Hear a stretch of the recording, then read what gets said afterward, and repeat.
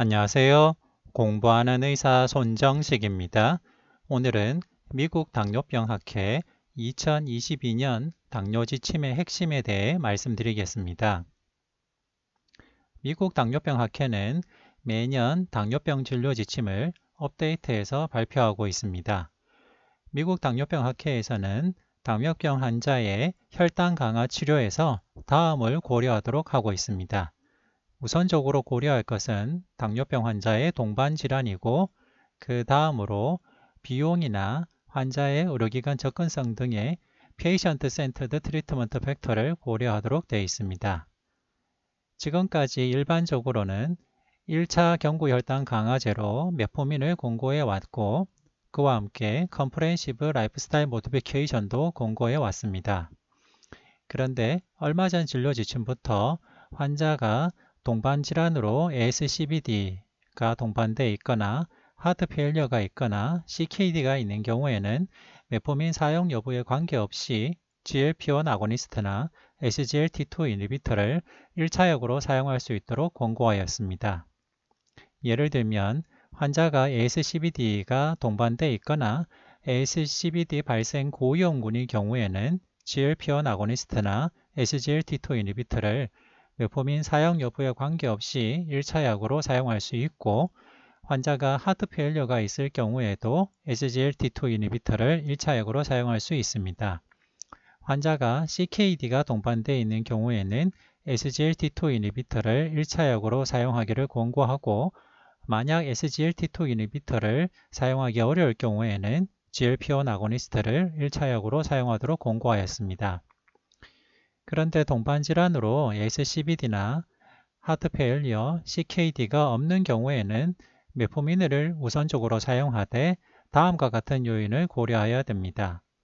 환자가 저혈당을 피해야 되는 경우에는 저혈당을 최소화할 수 있는 DPP-4 인히비터나 GLP-1 아고니스트나 SGLT2 인히비터나 TZD 계열을 사용할 수 있습니다. 환자가 체중 증가를 피해야 되거나 체중 감소를 고려해야 되는 경우에는 GLP-1 아고니스트를 우선 사용할 수 있고 SGLT2 인히비터도 고려할 수 있습니다. 지금까지 혈당 강화 치료로 메포민을 1차 약으로 권고해 왔었는데 최근 들어 SGLT2 인히비터나 GLP-1 아고니스트를 1차 약으로 사용할 수 있도록 권고하게 된 것에는 다음과 같은 연구 배경이 있습니다. 과거에는 혈당 강화제를 허가받을 때 A1C 감소 효과를 증명하는 연구 결과가 있으면 허가를 받을 수 있었습니다. 이렇게 A1C 감소 효과나 혈당 강화 효과를 보는 연구들은 크기가 크지 않기 때문에 카디오바스큘러 아웃컴을 보기에는 어려웠습니다. 그런데 로시글리타존 같은 이런 TZD 계열이면서 기대가 많이 되던 혈당 강화제 치료를 사용한 연구 결과 추후에 메이스가 증가하거나 신부전 입원이 증가할 수 있다라는 연구 결과가 발표됨에 따라서 큰 반향이 있었습니다. 이런 논의가 있은 다음에는 FDA에서 허가 기준을 다음을 추가했습니다. 임상시험을 할 때 카디오바스큘러 고위험군 환자를 포함하고 CV 아웃컴을 보는 연구를 시행하도록 하였습니다. 이 뒤에 출시된 약들인 DPP-4 인히비터나 GLP-1 아고니스트나 SGLT2 인히비터는 CV 아웃컴의 세이프티를 보는 임상시험을 했어야 했습니다. 전반적으로는 DPP-4 인히비터의 경우에는 카디오바스큘러 디지즈 프리벤션 효과는 없었고 다만 카디오바스큘러 디지즈의 안정성은 증명할 수 있었습니다. 그런데 몇몇 약제에서 심부전 입원 발생이 증가했는데요.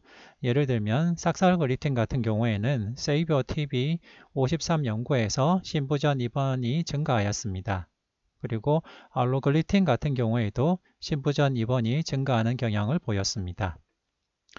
2015년에 엠파렉 아웃컴 연구에서 엠파글리플로진이 메이스와 심부전 입원과 메이저 어드버스 레날 이벤트를 감소시킨다는 연구 결과를 보여주었습니다.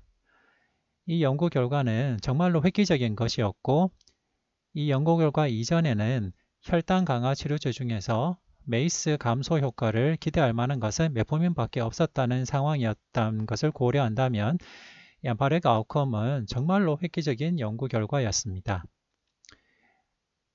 이 뒤에 발표된 리라글루타이드 연구에서도 메이스를 감소시키는 연구 결과가 보고되었고 세마글루타이드도 메이스, 메이저 어드버스 카디오바스큘라 이벤트를 감소시키는 효과가 보고되었습니다. 이 뒤에는 SGLT2 이니비터인 카나글리플로진이 메이저 어드버스 카디오바스큘라 이벤트와 심부전 입원과 메이저 어드버스 레날 이벤트를 감소시키는 효과를 보여주었습니다. 이 뒤로는 SGLT2 이니비터인 다파글리플로진이 카디오바스큘라 데스, 심부전 입원을 감소시키는 효과를 보여주었고 메이저 어드버스 레날 앤드 카디오바스큘라 이벤트를 감소시키는 효과도 보여주었습니다. 종합해보면 DPP4 이니비터는 카디오바스큘라 세이프티는 증명했지만 예방 효과는 보여주지 못하였고 삭사글립틴 같은 경우에는 심부전 발생이 증가한다는 주의가 붙었습니다. SGLT2 이니비터는 메이스 감소 효과와 심부전 입원 감소 효과, 메이저 어드버스 레날 이벤트 감소 효과를 보여주었습니다. GLP-1 아고니스트도 메이스, 메이저 어드버스 카디오바스큘라 이벤트 감소 효과를 보여주었습니다. 특히 SGLT2 이니비터가 메이스 감소 효과, 심부전 입원 감소 효과, 메이저 어드버스 레날 이벤트 감소 효과를 보임에 따라서 이 뒤로는 당뇨가 없는 심부전 환자나 CKD 환자에서 사용되기에 이르렀습니다. 다파 하트페일리어 연구에서 당뇨가 없는 심부전 환자에서도 카디오바스큘라 데스와 심부전 입원을 감소시키는 효과를 보여주었습니다. 그리고 엠퍼러 리두스드 연구에서도 엠파글리포리존이 카디오바스큘라 데스나 심부전 입원, 메이저 어드버스 레날 이벤트를 감소시키는 효과를 보여주었습니다. 그리고 GLP-1 아고니스트인 둘라글루타이드도 메이스를 감소시키는 효과를 보여주었습니다.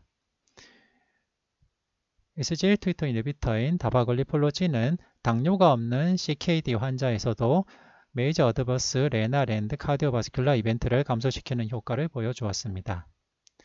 이런 연구 결과들의 축적됨에 따라서 얼마 전 진료 지침부터 환자가 ASCVD가 이미 발생해 있거나 심부전 발생이 했거나 CKD 환자의 경우에는 GLP-1 아고니스트나 SGLT2 이니비터를 1차 약으로 사용할 수 있다라고까지 권고하게 된 것입니다.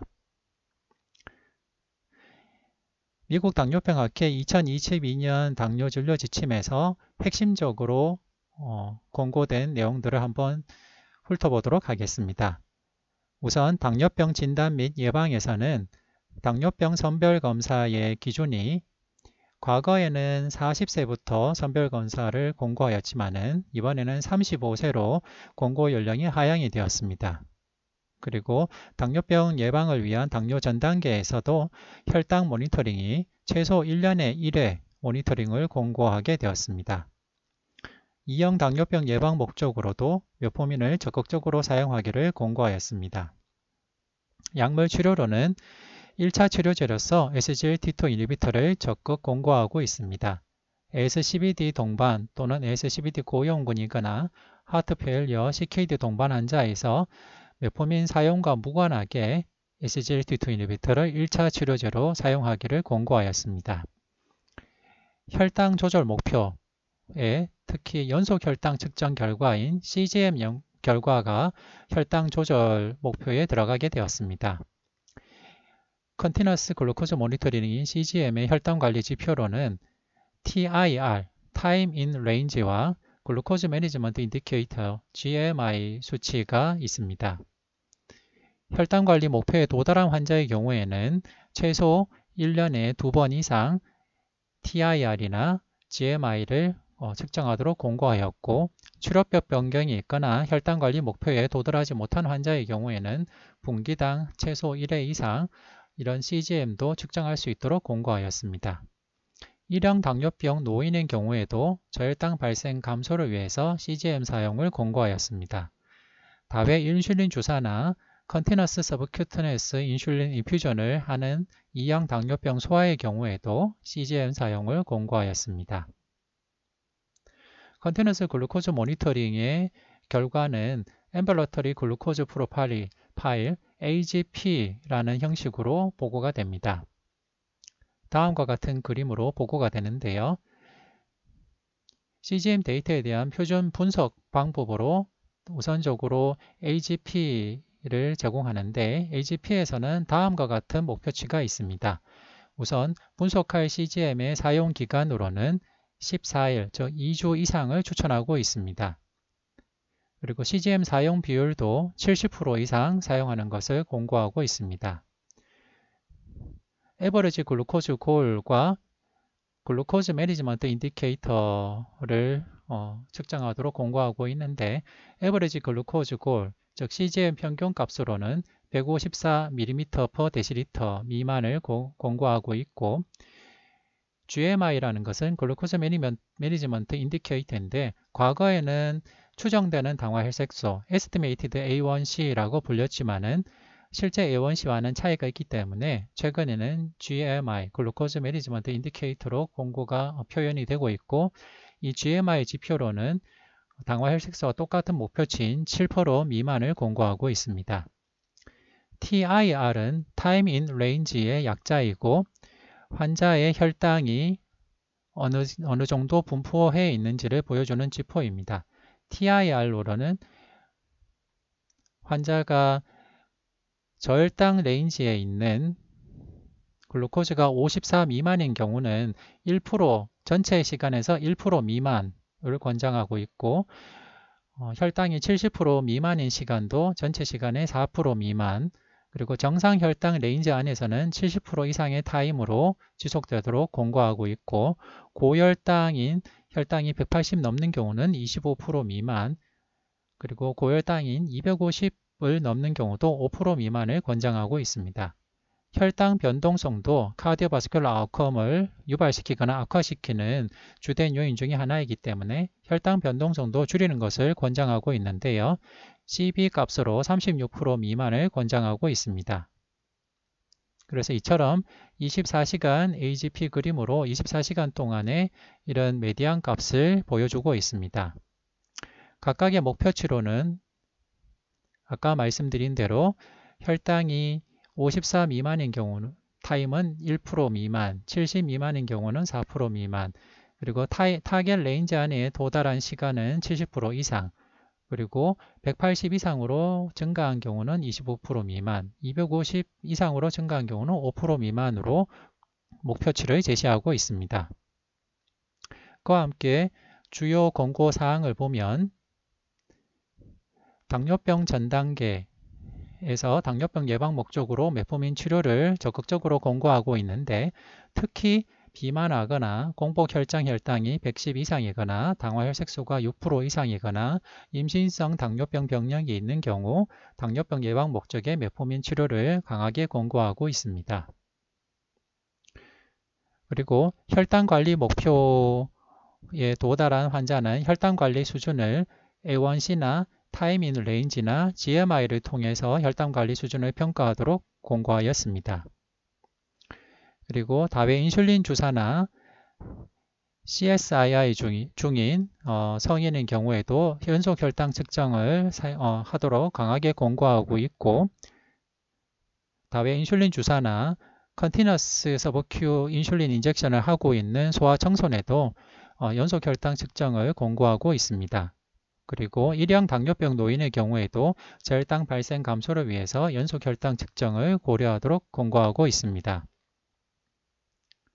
고령의 당뇨병 환자의 경우에는 어코드 스터디 연구 결과 혈당을 너무 많이 낮추거나 저혈당이 발생할 경우에는 모탈리티 증가, 카디오바스큘러 아웃컴 증가 같은 문제가 있었습니다. 따라서 고령 당뇨병 환자의 경우에는 환자의 특성과 건강 상태에 따라서 A1C 목표와 혈당 목표, 혈압 목표가 달라지게 됩니다. 예를 들면 환자가 나이가 많다 하더라도 전반적으로 건강한 상태이면은 중년이거나 젊은 당뇨 환자와 같은 목표를 권고하고 있습니다. 그런데 고령의 당뇨 환자인데 공존하는 만성질환이 있는 복합이나 중등도 건강 상태가 있는 경우에는 A1C 목표를 8% 미만으로 공고하고 있고 취침 시간 포도당을 100에서 180 사이, 혈압은 140에 90 미만을 공고하였습니다. 그리고 고령의 당뇨 환자가 여러 말기 만성 질환을 갖고 있거나 건강 상태가 나쁘고 여명이 제한된 경우에는 A1C 목표를 제시할 때 A1C에 의존하면 안 된다라고 공고하였습니다. A1C에 의존하면 안 된다라고 말한 이유는 노쇠하면서 말기 만성 질환이 있는 경우에는 빈혈이 있는 경우도 많고 RBC의 그 수명도 달라져 있는 경우가 많기 때문에 이런 경우에는 A1C의 정확도가 현저히 떨어지기 때문입니다. 그리고 이런 환자에서는 혈당 조절을 얻을 수 있는 이득은 별로 없고 혈당 조절이 과해서 나타나는 저혈당은 치명적일 수 있기 때문에 저혈당을 피하는 것이 주된 목표가 되게 됐습니다. 따라서 A1C에 의존하지 않고 혈당 조절 결정은 저혈당과 증상이 있는 고혈당을 피하는 것에 기초하도록 하였고 공복 실전 포도당은 100에서 180 사이, 취침 시간 포도당은 110에서 200 사이, 혈압은 150에 90 미만으로 약간 느슨하게 조절하도록 공고하였고 스타틴도 일률적으로 공고한 것이 아니라 환자의 여명이나 카디오바스큘러 디지즈 상태에 따라서 개별적으로 판단하도록 하였습니다. 여기서 나타나는 중요한 개념이 심플리피케이션과 디인텐시피케이션, 디프리스크라이빙입니다. 심플리피케이션의 의미는 약물요법의 복잡성을 줄이는 것이고 디인텐시피케이션, 디프리스크라이빙의 개념은 치료의 용량 또는 투여 빈도를 줄이거나 치료를 중단하는 것을 말합니다. 노인 환자에서 심플리피케이션, 디인텐시피케이션, 디프리스크라이빙이 고려되는 이유는 어코드 스터디처럼 고령의 당뇨 환자이면서 건강 상태가 나쁘거나 여러 가지 합병증이 동반된 노인의 경우에는 철저하게 혈당 조절하는 것에 이득이 없고 너무 혈당이 낮거나 아니면 저혈당이 있는 경우 환자의 모탈리티도 증가하고 카디오바스큘러 디지즈 발생 위험도 더 증가하기 때문에 이것을 피하는 것을 권고하는 것입니다. 예를 들면 환자가 나이가 많다 하더라도 전반적으로 건강한 경우에는 A1C 치료 목표는 젊거나 중년의 당뇨 환자 같고 치료요법 단순화를 고려하는 경우는 저혈당이 발생하거나 광범위한 포도당 변동이 있거나 급성질환 후 인지 또는 기능 저하가 발생한 경우에만 심플리피케이션을 고려하게 됩니다. 그리고 디인텐시피케이션, 디프리스크라이빙의 경우도 환자가 재발성 저혈당이 있거나 광범위한 포도당 변동이 있거나 폴리파마시가 있는 경우에만 제한적으로 디인텐시피케이션, 디프리스크라이빙을 권고하고 있습니다. 그런데 노인 당뇨 환자가 복합이나 중등도 만성질환이 있는 경우에는 저혈당을 피하는 것이 중요한 목표가 되겠고 저혈당이 있거나 복잡한 인슐린 요법을 관리하기 힘들거나 간병인의 상실이나 생활 상황의 변화 같이 사회적 상황의 변화가 있는 경우에도 심플리피케이션을 고려하고 저혈당이나 광범위한 포도당 변동이 있거나 폴리파마시가 있는 경우에도 디인텐시피케이션, 디프리스크라이빙을 하도록 권고하였습니다. 노인 당뇨 환자가 급성질환으로 단기 재활을 위해 전문 병원에 입원해 있는 경우에는 그 기간 동안에는 A1C 목표에 의존하지 말고 혈당을 100에서 200 사이로 조절하고 만약에 급성질환으로 입원해서 체중 감소, 식욕 부진, 단기 인지 저하 또는 신체 기능 상실이 있는 경우에는 디인텐시피케이션, 디프리스크라이빙을 하도록 권고하였습니다. 그래서 치료요법 단순화, 심플리피케이션과 디인텐시피케이션, 디프리스크라이빙은 과거의 진료 지침에서 강조되었던 더 로어, 더 베러나 치료의 인텐시피케이션과 전혀 반대의 방향이 됩니다. 이렇게 반대의 방향을 진료 지침에 권고하게 된 이유는 노인 당뇨, 특히 여러 합병증이 동반되거나 만성질환이 있거나 여명이 길지 않은 노인 당뇨 환자에서 혈당을 너무 철저하게 조절할 경우에는 사망률 증가, 카디오바스큘러 디지즈 아웃컴 발생 증가 같은 문제가 더 위험이 높아지기 때문에 환자를 위해서는 치료요법 단순화 같은 심플리피케이션, 디인텐시피케이션, 디프리스크라이빙이 더 필요하기 때문입니다. 그리고 노인 환자에서 약제 선택에는 다음의 것을 고려해야 됩니다. 메포민의 경우에는 사고체 요가율이 30 이상인 경우에는 용량을 적절하게 조절하면서 사용할 수 있고, 다만 위장관 부작용과 식욕 감소를 유발할 수 있다는 것을 노인 환자에서는 특히 고려해야 되겠습니다. 메포민을 장기간 복용하는 경우에는 비타민 B12 결핍에 대한 모니터링이 필요합니다. 인크레틴 기반 요법 부분은 DPP-4 이니비터와 GLP-1 아고니스트가 있는데 DPP-4 이니비터는 부작용이 적고 저혈당 위험이 적다는 장점이 있지만은 카디오바스큘러 아웃컴 호전 효과가 없다는 단점이 있습니다. GLP-1 아고니스트는 ASCVD가 있거나 ASCVD 위험이 높은 환자에서 카디오바스큘러 디지즈 프리벤션 효과가 증명된 아주 좋은 약이고, 특히 65세 이상의 노인 환자에서도 메이스, 주요 심혈관 사건이나 심혈관 사망, 뇌졸중 및 심근경색을 동일할 정도로 감소시키는 효과가 있기 때문에 노인 환자에서도 약제를 사용하기 힘든 동반질환이나 부작용이 있지 않은 한 특히 ASCVD가 있는 환자에서는 적극적으로 사용을 고려해야 되겠습니다.